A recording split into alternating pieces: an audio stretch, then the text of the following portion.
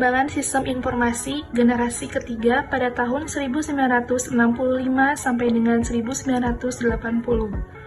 Dikembangkan untuk melayani banyak pemakai secara online, sehingga menuntut sistem komputer dapat digunakan secara multi-user, berarti komputer memiliki resource yang dapat digunakan oleh banyak orang sekaligus. Multi-programming berarti komputer melayani banyak proses atau job sekaligus pada waktu bersamaan, yaitu dengan membagi atau mempartisi memori menjadi beberapa bagian, dengan satu bagian memori adalah satu job berbeda.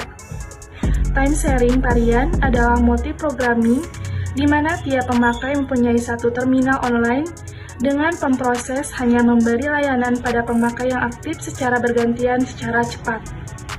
Spooling membuat peripheral seolah-olah dapat digunakan bersama-sama sekaligus, dapat diakses secara simultan, yaitu dengan cara menyediakan beberapa partisi memori. Saat terdapat permintaan layanan peripheral, langsung diterima dan data disimpan lebih dulu di memori yang disediakan, kemudian dijadwalkan agar secara nyata dilayani oleh peripheral. Generasi pertama pada tahun 1945 sampai dengan 1955. Belum ada sistem operasi, sistem komputer diberi instruksi yang harus dikerjakan secara langsung. Generasi kedua pada tahun 1955 sampai dengan 1965. Batch processing system job dikumpulkan dalam satu rangkaian kemudian dieksekusi secara berurutan. Sistem komputer belum dilengkapi sistem operasi, tapi beberapa fungsi dasar dari sistem operasi sudah ada. Misalnya FMS, Portrait Monitoring System, dan IBSYS, keduanya merupakan bagian yang fungsinya merupakan komponen sistem operasi. Perkembangan sistem informasi.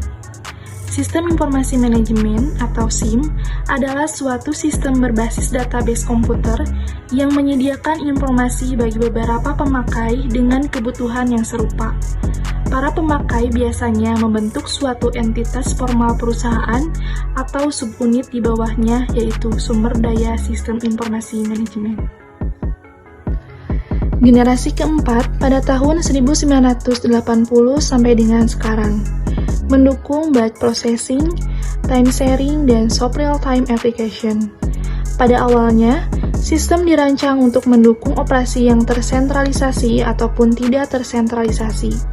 Kemudian, sistem tersebut ditingkatkan untuk membuat perusahaan induk dan cabangnya agar beroperasi sebagai buah koordinat suatu sistem yang terintegrasi.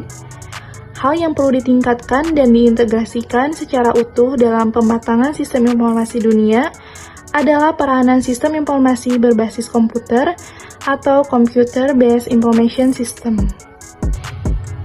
Definisi informasi menurut Robert and Anthony dan John, Management Control System, menyebutkan informasi sebagai suatu kenyataan, data, item yang menambah pengetahuan bagi penggunanya.